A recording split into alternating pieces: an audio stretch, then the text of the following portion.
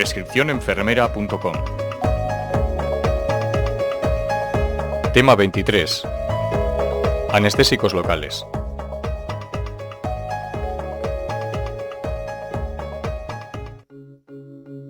La propiedad de una sustancia de inducir un efecto anestésico se descubrió de forma casual al observar que tras el consumo de cocaína en los indígenas se producía un adormecimiento de la lengua. A partir de ahí se aisló la cocaína y de ella el resto de anestésicos locales actuales. La anestesia local es la pérdida de sensibilidad de una parte del cuerpo, sin pérdida del conocimiento ni del control central de las funciones vitales. Tiene dos grandes ventajas sobre la anestesia general. Se evitan las anomalías fisiológicas producidas con una anestesia general y pueden modificar de manera beneficiosa las reacciones neurofisiológicas al estrés y el dolor. Para minimizar el peligro de las reacciones adversas, es necesario elegir cuidadosamente el anestésico y la vía de administración. Básicamente, todos los anestésicos locales están compuestos de una parte hidrófila y otra hidrófoba, unidas por un enlace tipo éster o amida. Así se clasifican en tipo éster la cocaína, procaína, tetracaína y benzocaína, y tipo amida, lidocaína, mepivacaína, bupivacaína, etidocaína, prilocarpina y ropivacaína. Un anestésico local puede actuar sobre cualquier fibra nerviosa, o más concretamente sobre cualquier estructura excitable del organismo, por lo que puede producir parálisis tanto sensorial como motora. Bloquean de manera reversible la conducción nerviosa en cualquier parte del sistema nervioso en el que se apliquen. Los anestésicos locales actúan sobre los canales de sodio voltaje dependientes. Su interacción origina un bloqueo en la despolarización y en la conducción nerviosa. En dosis elevadas pueden interaccionar con los canales de potasio, pero el efecto anestésico no depende de este bloqueo.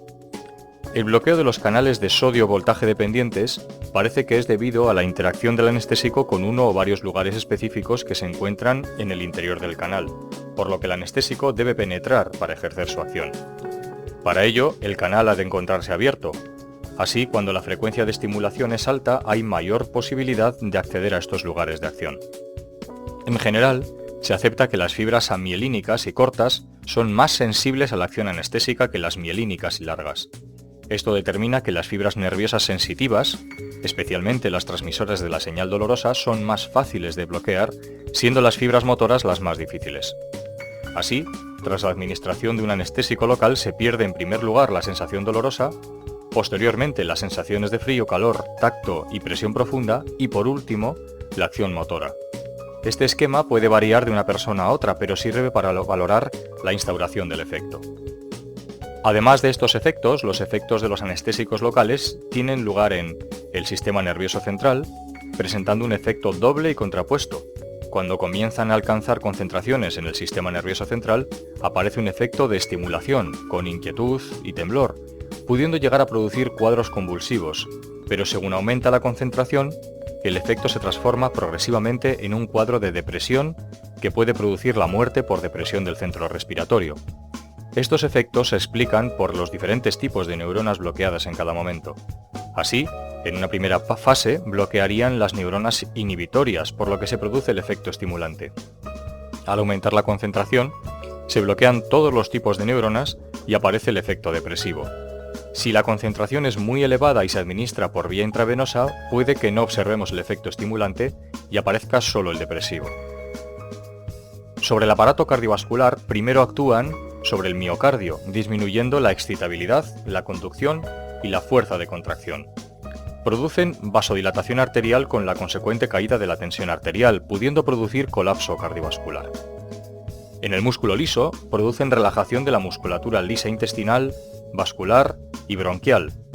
En anestesia epidural bloquean el sistema nervioso simpático, con lo que aumentan el tono de la musculatura gastrointestinal. Reducen las contracciones uterinas, pero este efecto no se observa en la anestesia durante el parto. Los anestésicos locales se suelen asociar con vasoconstrictores por dos motivos.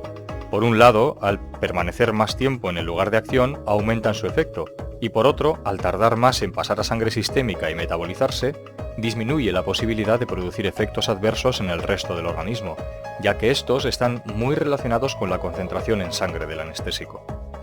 La administración de todos ellos se realiza principalmente por vía parenteral. Generalmente se realiza una administración circunscrita al territorio del nervio que se pretende bloquear. Las vías más frecuentes de administración son la intratecal, la intradérmica, la subcutánea, submucosa y epidural. La absorción dependerá de la liposolubilidad y de la constante de acidez de cada fármaco. En concreto, el pK de estos compuestos es básico, por lo que el pH del medio puede inactivar los compuestos al ionizarse.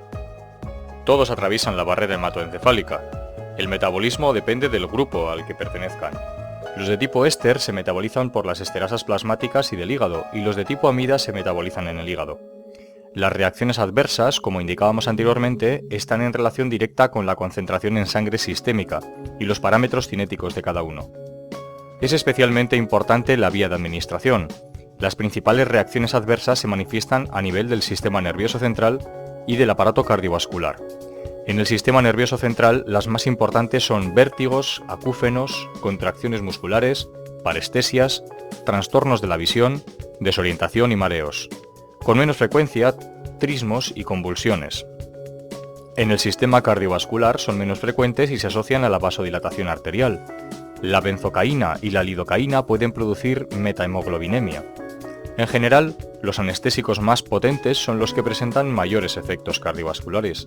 A dosis elevadas, todos son cardiotóxicos. La bupivacaína presenta mayor toxicidad y produce bloqueo acumulativo, que puede explicarse por el efecto central, pudiendo inducir taquicardia y fibrilación ventricular. Son raros los individuos hipersensibles a los anestésicos locales. En caso de aparición de hipersensibilidad, esta se manifiesta como dermatitis alérgica o crisis asmática característica. Parece que la hipersensibilidad ocurre de manera exclusiva con los anestésicos tipo éster. En ocasiones, el vasoconstrictor puede producir también reacciones de hipersensibilidad. La aplicación de los anestésicos locales puede llevarse a cabo de distintas maneras. Anestesia tópica. Para anestesia de boca, nariz, garganta, árbol traqueobronquial, esófago y vías urinarias. Suele usarse tetracaína, lidocaína y cocaína. Esta última produce broncoconstricción.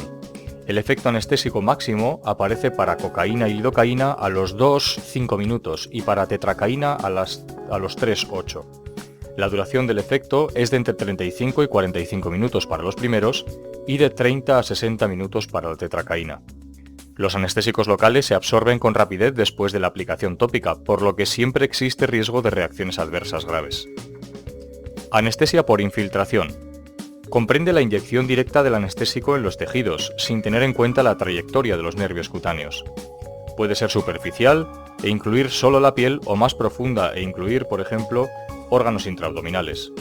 Con la adición de adrenalina puede duplicarse la duración de la anestesia, pero no debe inyectarse adrenalina en tejidos que contengan arterias terminales, como los dedos o el pene, porque pueden producir gangrena. Los más usados para esta anestesia son lidocaína, procaína y bupivacaína. La principal desventaja de este tipo de anestesia es que se debe utilizar dosis elevadas de anestésico para anestesiar zonas pequeñas. Anestesia de bloqueo de campo. Consiste en inyectar el anestésico de manera tal que se anestesia la región distal al punto de inyección, por ejemplo, extremidades inferiores o antebrazo. Los anestésicos más comúnmente usados son los mismos que en el caso anterior. La ventaja es que las dosis necesarias son menores y se consigue anestesiar mayor superficie, pero precisa un conocimiento muy preciso de neuroanatomía. Anestesia de bloqueo nervioso. Es la inyección del anestésico dentro de los nervios o plexos nerviosos, con lo que se consigue una zona mayor de anestesia y en algunos casos relajación motora. Los anestésicos locales nunca se inyectan de manera intencional en el nervio, puesto que la maniobra es dolorosa y puede lesionar el mismo. Se inyectan lo más cerca posible del nervio para que difundan hacia él. La velocidad de difusión dependerá de la concentración del fármaco y características farmacocinéticas.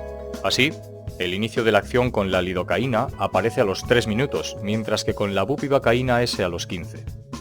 La duración de la anestesia de bloqueo del nervio también es variable según sus características farmacocinéticas. En función de esto, los anestésicos se clasifican en acción breve, de 20 a 45 minutos, como la procaína, acción intermedia, como es el caso de la lidocaína y medivacaína, de 60 a 120 minutos, y acción prolongada, como la bupivacaína, ropivacaína y tetracaína, de 400 a 450 minutos. Anestesia raquídea. Ocurre tras la inyección del anestésico en el líquido cefalorraquídeo del espacio lumbar. Los fármacos más usados para anestesia raquídea son la lidocaína, tetracaína y bupivacaína. La elección del anestésico depende de lo que desea que dure la anestesia. En general se utiliza lidocaína para procedimientos breves, bupivacaína para los intermedios y tetracaína para los prolongados. La altura del bloqueo depende, entre otros factores, de la cantidad y volumen de fármaco inyectado. Otros factores como la rapidez de inyección y la posición del paciente también pueden influir. En ocasiones, los anestésicos para anestesia raquídea se asocian con adrenalina para prolongar la acción. En cuanto a las complicaciones de la anestesia raquídea, las más frecuentes son las derivadas del procedimiento de punción.